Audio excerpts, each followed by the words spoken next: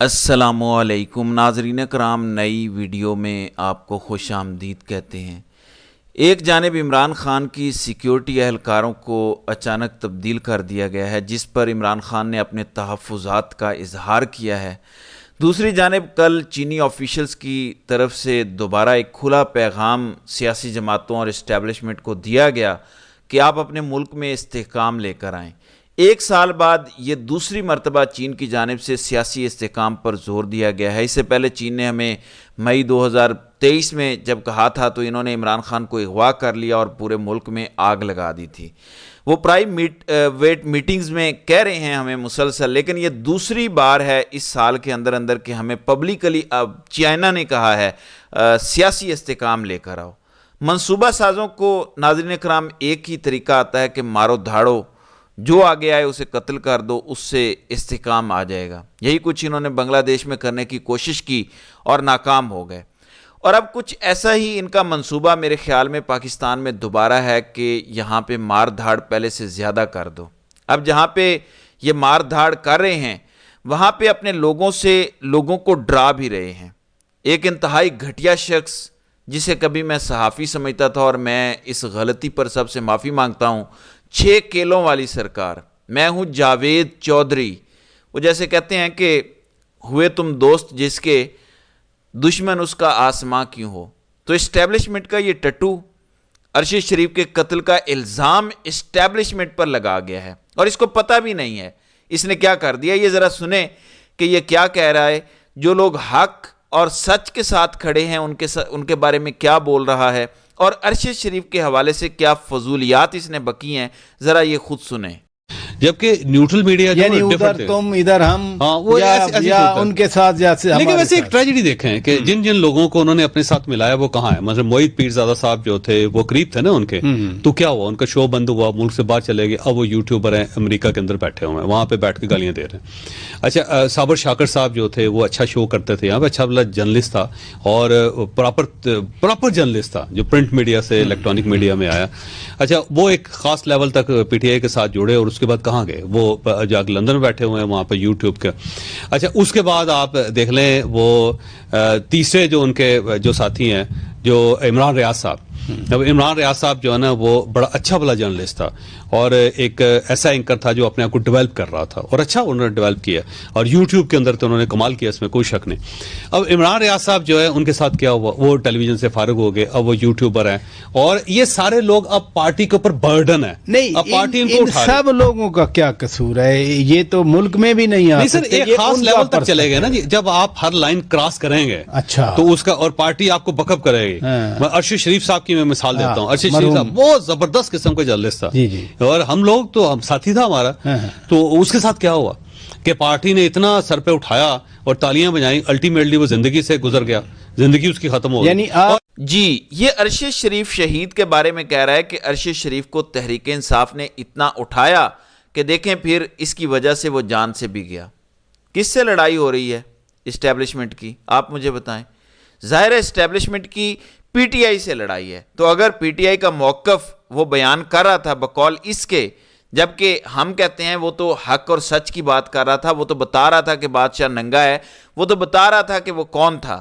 وہ P T I کی بات کہاں کر رہا تھا۔ لیکن اگر جاوید چودھری کی بات مان لی جائے تو اس کا مطلب ہے کہ ملٹری اسٹیبلشمنٹ نے ارشد شریف کو اس لیے قتل کروا دیا کہ وہ کوئی لائن کراس کر گئے تھے۔ یہ ہیں ان کے نادان دوست، نہ تعلیم، نہ عقل، نہ شعور، نہ پڑھے لکھے ہیں، نہ کوشش کرتے ہیں پڑھنے لکھنے کی۔ سانڈے کا تیل بیچنے والا بتائے گا کہ صحافی کون ہے اور یوٹیوبر کون ہے۔ سانڈے کا تیل بیچنے والا بتائے گا کہ موعید پیرزادہ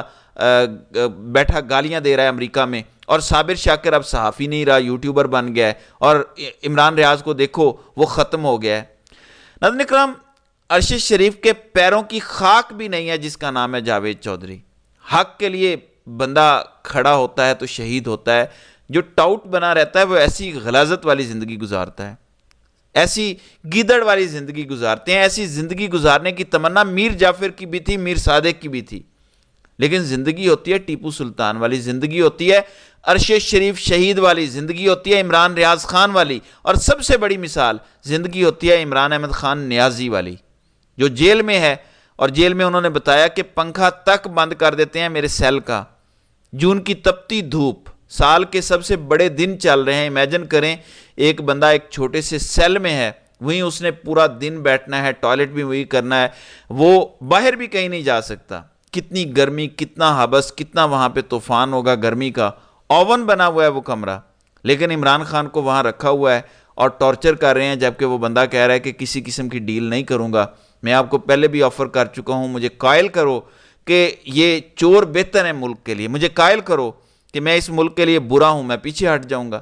لیکن ایسے پیچھے نہیں ہٹوں گا۔ یہ عمران خان 2 سال سے کہہ رہے ہیں، باجوہ کو بھی کہتے تھے، موجودہ جنگل کے بادشاہ کو بھی کہہ رہے ہیں کہ مجھے قائل کر لو، مجھے بتاؤ کہ کیسے ملک چلاؤ گے، کیسے قرضے اتارو گے، کیسے انڈسٹری چلاؤ گے، کیسے ریفارمز کرو گے، عوام کو کیسے خوش کرو گے، ریلیف کیسے دو گے، مجھے بتاؤ، تم کر سکتے ہو تو ٹھیک ہے میں پیچھے ہٹ جاتا ہوں، لیکن ابھی تک کوئی بندہ عمران خان کو قائل نہیں کر سکا اور نہ یہ کر سکیں گے۔ ایسے لوگ ایسی چھچھوندر باتیں کر کے، دیکھیں ارشد شریف نے لائن کراس کر دی تو دیکھیں جان سے وہ چلا گیا۔ میں عقل مندوں کو بھی کہوں گا کہ ایسے لوگوں کو اپنا ٹاؤٹ نہ بنائیں، یہ الٹا آپ کا نقصان کر رہے ہیں، آپ نے ایسے لوگوں کو ٹاؤٹ بنا کے رکھ دیا ہے جن کی کوئی کریڈیبلٹی نہیں ہے۔ پہلے جو لوگ آپ کے ساتھ کام کرتے تھے وہ فری ول سے کرتے تھے، خوشی سے کرتے تھے، کیونکہ وہ الٹرا نیشنلسٹ تھے۔ ارشد شریف اگر آپ کے ساتھ کام کرتا تھا تو وہ اس لیے آپ کے ساتھ نہیں تھا کہ وہ کوئی ٹاؤٹ تھا یا آپ سے پیسے لیتا تھا یا مراعات لیتا تھا، ایسا وہ بندہ نہیں تھا، نہ آپ ثابت کر سکتے ہیں۔ ارشد شریف ایک الٹرا نیشنلسٹ تھا، وہ پاکستان کا درد رکھنے والا بندہ تھا، وہ پاکستان سے کرپشن ختم کرنا چاہتا تھا، وہ نظام کو ٹھیک کرنا چاہتا تھا۔ جب آپ کرپٹ لوگوں کے ساتھ جڑتے ہیں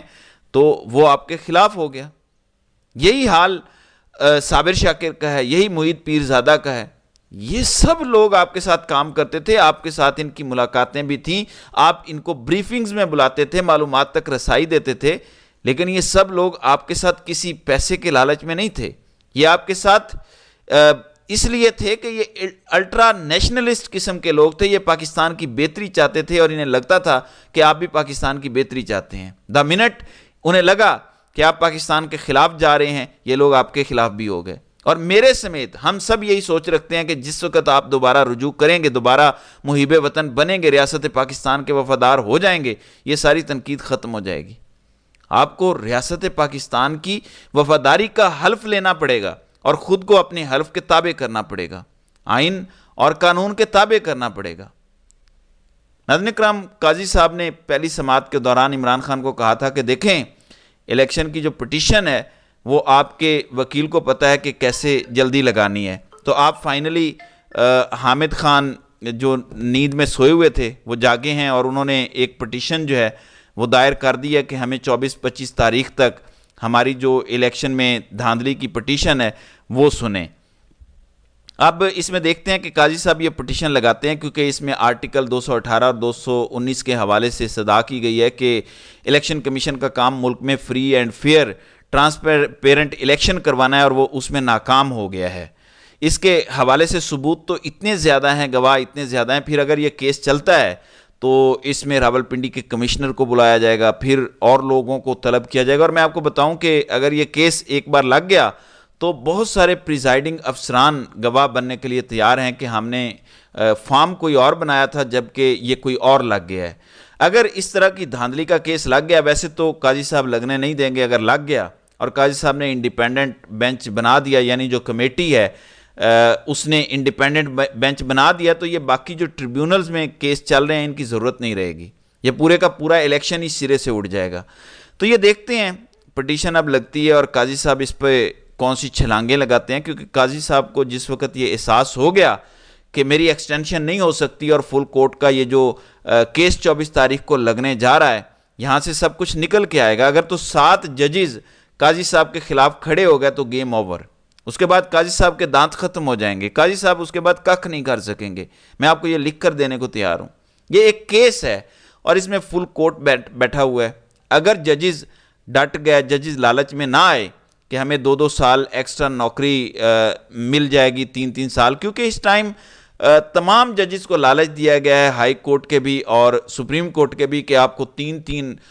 سال ایکسٹرا نوکریاں مل جائیں گی۔ سو جو حق اور سچ پر ڈٹنے والے ججز ہیں وہ تو ڈٹے رہیں گے اور آپ کو نظر بھی آ جائے گا، لیکن جو لالچی جج ہیں وہ قاضی صاحب کے ساتھ کھڑے ہیں. سو دیکھتے ہیں یہ لالچ کام آتی ہے یا نہیں آتی، اور نظام کس طرح سے خود کو ننگا کرتا ہے اور کس حد تک اس ملک کو دوبارہ تباہ کرنے کی طرف لے کر جاتے ہیں. لیکن یہ ہفتہ اور اس سے اگلا ہفتہ، اس میں تمام بڑے بڑے کیسز کے اہم ترین فیصلے آنے ہیں. جیسے نیکسٹ ویک عمران خان اور بشرا بی بی کے عدت میں نکاح کے کیس میں سزا معطلی کا فیصلہ آنا ہے. سزا معطلی کا فیصلہ اگر حق میں آ جاتا ہے تو بشرا بی بی رہا ہو جائیں گی، اور عمران خان کو شاید کسی اور کیس میں گرفتار کر لیا جائے، لیکن بشرا بی بی کے باہر آنے کے چانسز بڑھ جائیں گے، اور اس سے صورتحال بہت زیادہ تبدیل ہو جائے گی. کیونکہ اگر بشرا بی بی باہر آ جاتی ہیں تو عمران خان پر جو آدھا دباؤ انہوں نے ڈالا ہوا ہے وہ دباؤ ختم ہو جائے گا، اور عمران خان اس کے بعد زیادہ خطرناک ہو جائیں گے اور زیادہ کھل کر کھیلتے آپ کو نظر آئیں گے. بہرحال دیکھتے ہیں کہ آنے والے دنوں میں مزید کیا ہوتا ہے. تو ناظرین کرام، آپ کی اس ویڈیو کے حوالے سے کیا رائے ہے؟ آپ اپنی رائے کا اظہار کامنٹ سیکشن میں ضرور کیجئے گا.